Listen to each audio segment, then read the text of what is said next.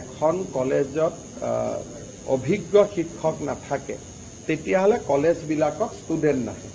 আমি যিমানখন আদৰ্শ বিদ্যালয় খুলিছিলোঁ এতিয়া প্ৰায় বন্ধ কৰিব পৰা পৰিৱেশত আহি গ'লোঁ, কাৰণ ছাত্ৰ ছাত্ৰী নাই।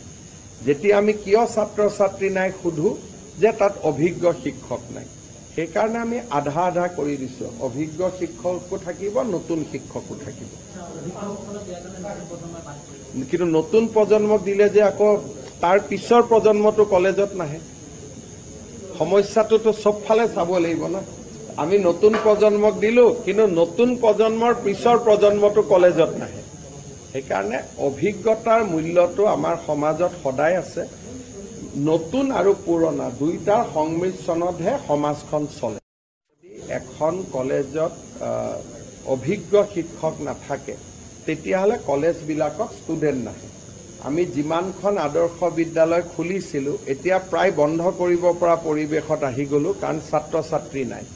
যেতিয়া আমি কিয় ছাত্ৰ ছাত্ৰী নাই সোধোঁ যে তাত অভিজ্ঞ শিক্ষক নাই, সেইকাৰণে আমি আধা আধা কৰি দিছোঁ। অভিজ্ঞ শিক্ষকো থাকিব, নতুন শিক্ষকো থাকিব।